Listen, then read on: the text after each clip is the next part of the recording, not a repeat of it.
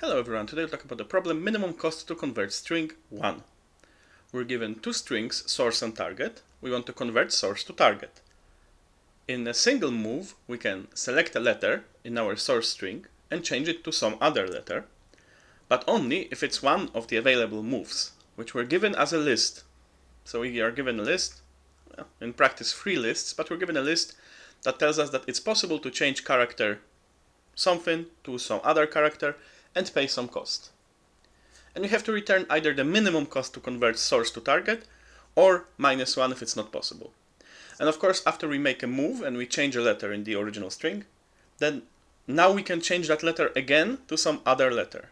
So it's not like we always have to change exactly from what is at the beginning to exactly what we want it to be at the end. We can make multiple changes at a single position.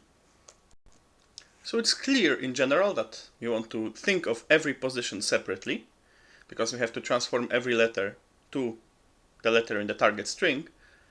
It doesn't matter what order we do it in, and this cost will just be the sum of costs of converting all those letters. So we want to know for every pair of letters, or at least every pair of letters from source and target string that we want to transform, what is the cost of transforming those letters. And to find that cost, since maybe it's possible, let's say, to transform those letters to each other in a single step, but it might be cheaper to make some fewer steps. So for instance, we can pay 10 to transform A to D, but maybe we can transform A to B and B to C and C to D, paying 3 for every step, and that would be cheaper. So we have to essentially find, for all those interesting pairs, or maybe even for all the possible pairs, what is the cheapest way to get from one to the other. And that is, of course, a standard graph problem, a standard all pairs shortest path graph problem. If you've solved yesterday's daily, then you're also familiar with that problem, and possibly you have an implementation that you can use here as well. Because of course there are many approaches to solving this problem. You can, for every letter, run a Dijkstra's algorithm to find the shortest path from it to all the other possible letters, or any other single source shortest path algorithm. And of course to calculate all the paths, so all the shortest paths between every pair. Probably in most cases the best way to do it is to just use the standard floyd-warshall algorithm, like I did in the previous problem. So if you're unfamiliar with that algorithm, then I encourage you to look it up or look at yesterday's video.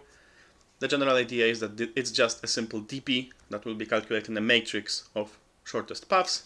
It starts at just adding the edges that we have in a graph, and then we go through all the possible intermediary vertices, and we check if it's possible to improve a path from I to J by using vertex K as an intermediary. So instead of going I to J, we can go from I to K and then from K to J.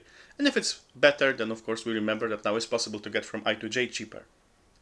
So we calculate it, and at the end the result is just the sum of costs of transforming every pair of letters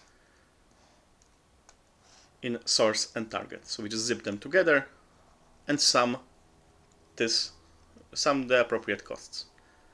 And we also have to remember that it might not be possible to actually transform it, so we have to have some way of checking it. So for instance, we can have a very big value in our DP, which means that an edge doesn't exist. And then of course, if in our final answer anywhere that value appears, then that sum will be very big, so we can report -1.